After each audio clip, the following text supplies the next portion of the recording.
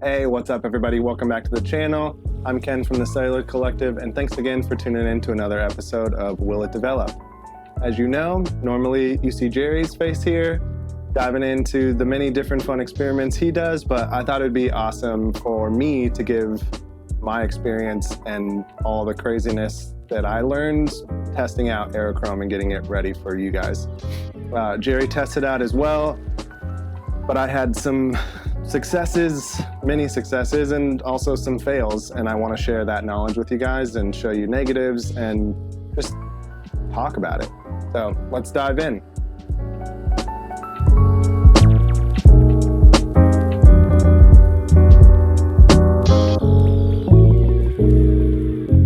As you know, we got a 400-foot roll of Aerochrome, which was huge. I can't believe to this day that we still got it. A lot of you have it. We're sold out. We are trying to source another roll. We're actively looking. We have some leads, but it's a gamble, and honestly, it kind of just depends on price. We do have one solid connect that we might be able to get one more roll from, but anywho, we're doing our best. If not, at least we were able to give some to you guys to shoot, because it's a rad stock and there's really nothing like it in my opinion. I tested probably 6 or 7 rolls of this stuff. I tested it in many different ISOs. I did bracket exposure. I did, you name it, color chart stuff. I tested the heck out of this stuff, different filters, E6, C41, the two main development processes for Aerochrome 2. And along the way, I'll be honest, I didn't have success right away. I had never personally shot Aerochrome before. I knew about it. I wanted to shoot it, as I'm sure we all did. And yeah, I had some interesting learning curves. Loading it and bulk loading it for you guys, that wasn't a problem. We have a 1,000-foot bulk loader that's completely light sealed, and I did it all in a completely dark room. That was a little tricky because you can't see very well, and I didn't use a safe light because really you don't want to have any sort of stray light with Aerochrome. It's pretty prone to light piping. However, take this with a grain of salt. Although we were warned about light piping, which for you that don't know, light piping is when light travels from the leader down to a certain point in the roll.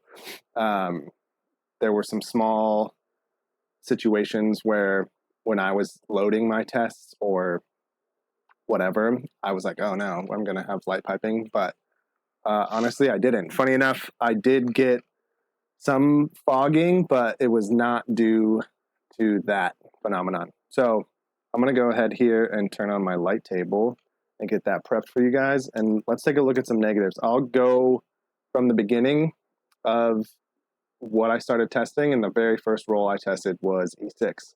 So let me go ahead and get that set up, and let's take a look at some goodies. I'm gonna use this handy dandy pencil to point stuff out to you guys. So for the first test roll, I was like, let's just go with its base ISO of 400 and see what we get.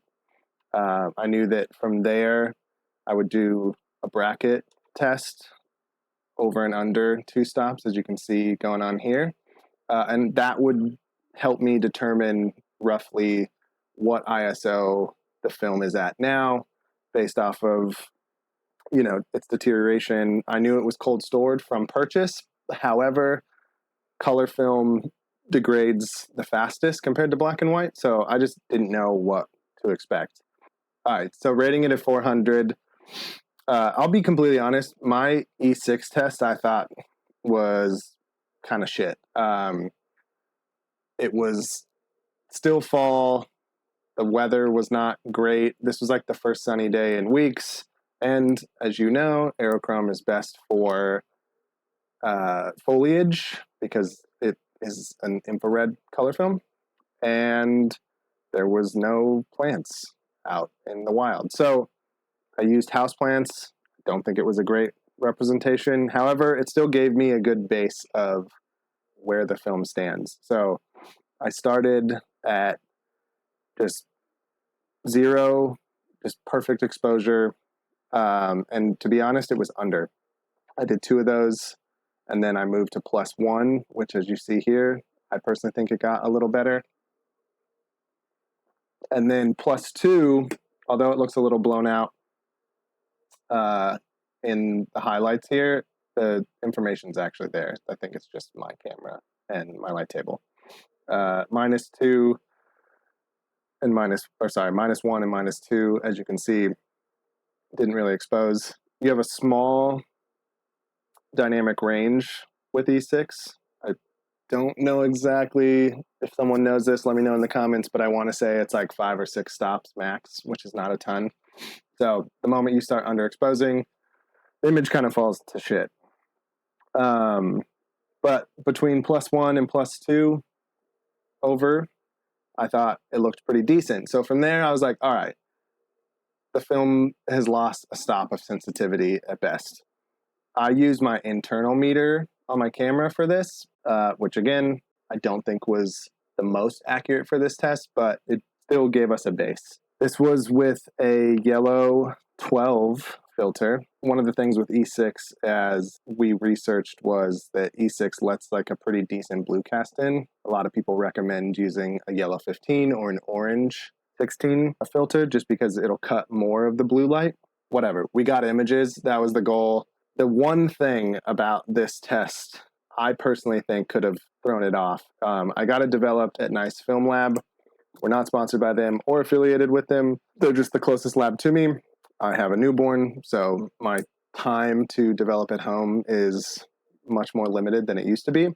So I sent this to them. I let them know that it was infrared, color film, and 400 ISO. Now, what's interesting is when I got it back, the receipt, they had it labeled as 200 ISO because I guess in their computer system, they labeled it as a Kodak infrared, which gets developed to 200 ISO. I don't dev E6 that often. I actually don't really shoot slide film too often either. So I didn't know if it mattered whether they had labeled it 200 ISO or 400 ISO. If you guys know, let us know in the comments, because that is like one variable I haven't been able to figure out, which could make sense why at 400 ISO, some of this is under even when it's exposed correctly based on the meter. I then wanted to test out C41 because we were told through research that with C41, you get a little bit more dynamic range and you get more control of colors. Plus, I think if you dev at home, I would say most people have C41 chemicals and are used to that. I even personally, not that I can't dev E6 at home, but I just have too many chemicals already between black and white, C41, ECN2. I don't want E6. I will do it eventually. So I spent most of my time on C41. I recommend if you've developed C41, develop your Aerochrome at home. It's not hard. It's the same process. Again, I did a ton of research. I had read somewhere that I should not develop it at the normal temperature because the emulsion could go ahead and peel off and to do little agitation. So I later found out that that was incorrect based off of these negatives. And I also later realized that that was for much older Aerochrome. And I just didn't read as detailed as I should have. I just didn't know, to be honest. This was new to me. So this first roll for C41, I rated it at 320 ISO, which you need to rate it at 320 because in a way you're processing the film, so you need just a little bit more light than if you were doing E6. As you see here, the negative is super thin, and that is because of multiple factors. One, the temperature was incorrect and I didn't agitate properly. And I personally feel like this roll was underdeveloped, but also I think that it needed more exposure. I think I should have rated the film even a little bit lower to get good results. So it's tricky to see, but see how it's lighter in the middle here and then darker on the edges. So that's actually fogging. And then another interesting thing is on this edge, it was completely clear. I don't know if that was due to the lack of agitation or what. I didn't know. I was pretty confused here. I was like, there's a lot of things going on. I've got fogging. The images are super under, whatever. So I moved to the next roll and I went to standard development at the normal 102 degrees, 3 minutes and 30 seconds, and I did normal agitation. And overall, the negatives look pretty decent. However, I still had some fogging, which you can see here in the middle. So there's like a strip.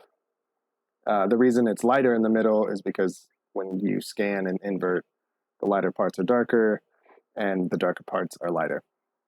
So I still had fogging on the edges, and what's interesting is it bled pretty far on both sides into the middle. So we figured out the development issue. It was time and temp.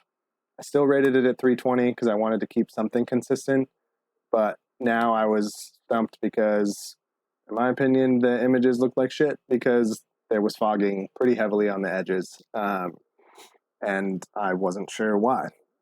As you can see here in this beautiful image of my best friend Nico, who was gracious enough to come out and help me test.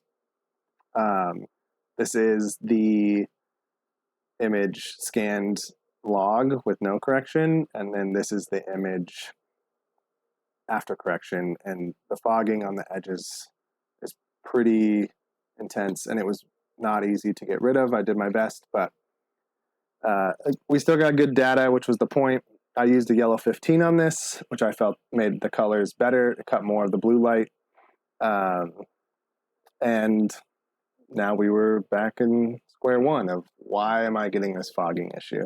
I racked my brain for a while on why I was getting the fogging, and I was stressing out with Jerry of like, is the whole 400-foot roll screwed? Like, is there something that I did in the bulk loading process? Did we just get it and it's already fogged? I mean, it was sealed. It was never open, so I don't see how that was the case. My camera, I'd use the same camera for every test. In the E6 test, I didn't have any fogging. It was the same camera. I had taped up the back window on my Nikon 2000, and that should have eliminated any issues of fogging or light piping from there. I loaded everything in a dark bag into the tanks, and then it dawned on me, I have two different dev tanks. One has a red top and one has a black top. Now, I develop also in my kitchen, which at some point you'll see when I do some how-to videos for developing, but there's a lot of windows around and I've never had issues. I've developed hundreds and hundreds of rolls in my house. I keep the windows open because everything is light sealed when I put it in the bag, pull it out and put it into the reels and load it into the tank.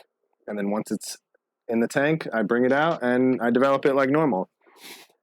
I used the tank with the red top, and I was looking at them one day and I held up both tops, and the one Patterson tank that has a black top obviously is completely light sealed. The other random tank that I had that has a red top, it's thinner plastic, and when I held it up to the window, it's semi-translucent. So I basically determined that my issue with fogging was happening in development because of that tank. And the film is sensitive enough that even though I was only developing for 3 minutes, it was sitting in the tank and there was, ambient light coming in from the window. And I think that was the issue. the other reason why I feel that it was the tank was because in the raw scans and the leaders, you could see like a red orange tint to it, and I didn't understand why. So that was on the edges. And I'll go ahead and show you here. All right, so I'll go ahead and show you here. I kept the leaders of every roll that I shot, and I made notes as I went because I thought it was really interesting.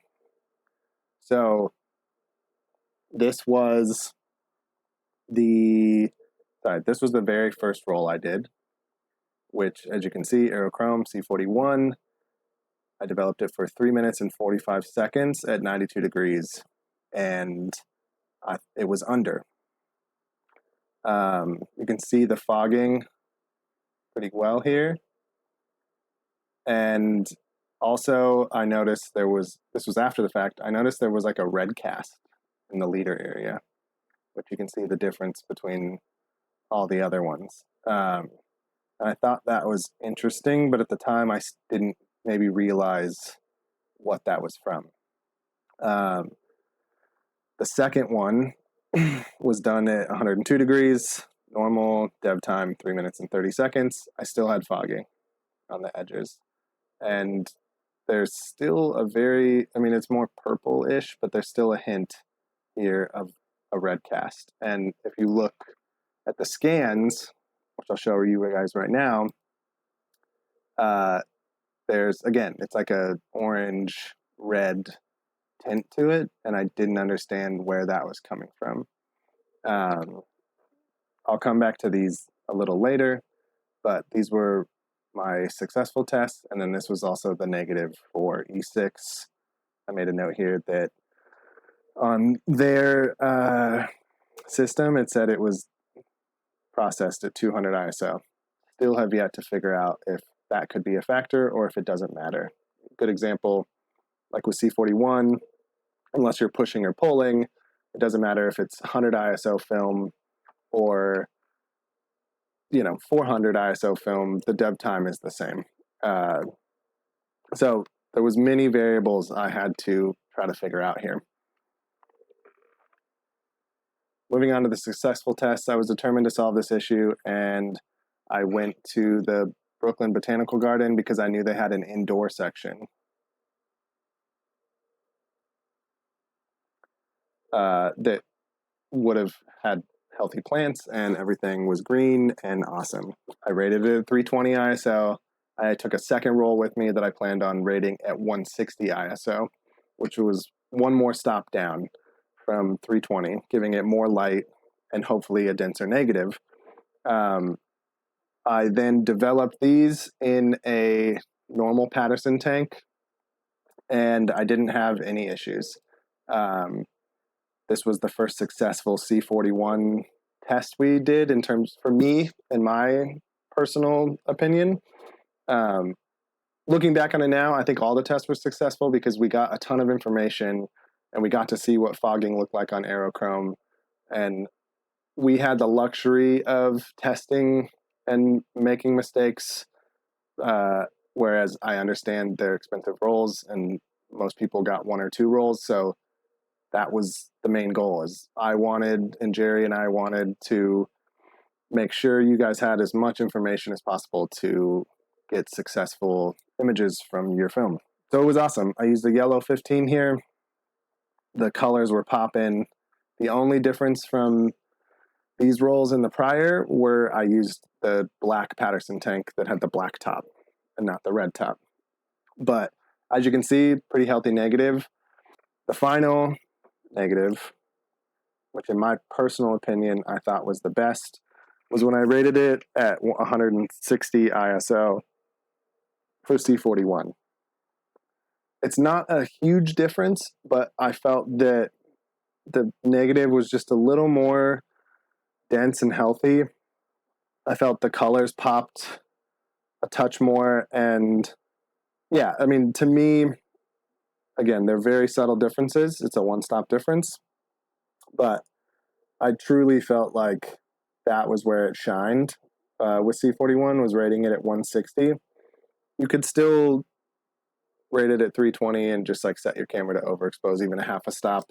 There's many ways here. I suggest everyone go to our how-to guide, and we give a much more detailed breakdown of how to shoot per filters and compensate and things to look for. That was the experience shooting Aerochrome. It was a little wild. It got stressful because I'll be honest, after that second roll, I thought that it possibly could have been just a bunk roll, but it wasn't, and it worked out great. And I know that we've had a lot of people that have shot their rolls that were super successful, and honestly, I think it's probably one of the best kept Aerochrome rolls of 400 feet that I've heard of. Again, I know the person who we bought it from, and they had purchased it back when it originally came out, and they had it in their freezer since the day of purchase. They shot some for a documentary back in the day, and then they had this leftover roll. That was my experience with Aerochrome. Just a few quick tips, even though I recommend going and reading our guide because it's way more detailed. As much as it's awesome to see photos of your rolls, we just don't want anyone to ruin their film, so don't take pictures of them next to windows or in daylight. I know they're really cool and we're pumped on them too, but we want you guys to get the best results. So we recommend loading your camera in a dark room or subdued light. Like, it doesn't have to be pitch black, but don't do it in direct light. Again, my mindset, err on the side of caution, so just go into your bathroom, turn off the lights, close the door. If there's no windows, load it up, close the back of your camera, you're ready to go. You need to decide if you're going to develop C41 or E6 before you start shooting, because that determines what ISO you're going to shoot. You need a little more light for C41. So yeah, make that decision first. Developing in C41 is not hard. If you've done it with any other film or you develop black and white, I have faith in y'all. You can do it. It's awesome. It's fun. It's more rewarding. If you don't dev at home, that's fine too. There's a lot of you who take film to the lab, and that's a great way to do it as well. And if you want to do it C41, you have to call the lab first. You need to make sure that they can do it properly and let them know that it's infrared color film, and that make sure their machine can do it properly. Personally, I don't think there is any machine that would not have some sort of infrared light that could ruin the film, so they need to like hand develop in a tank. And some do, like I know Darkroom Lab does it. So reach out. If it's E6, just make sure it's labeled properly, that it's E6 color reversal infrared film. And make sure you let them know, so that way they handle it properly. But yeah, that's it for this episode of Will It Develop. I know this was a longer one, but I just wanted to let you guys know that, you know, shooting film is an adventure and it's all part of the process. And even though when I wasn't getting good results, I was frustrated and stressed and anxious, in hindsight, it was all worth it. And I think that everything turned out awesome. And I'm grateful for the experience, and that's just part of the fun, you know? So go out there, shoot some film, do your Aerochrome. We'll keep you updated if we do get our hands on another roll, crossing our fingers, and enjoy. Do something nice for everybody, and have fun, y'all.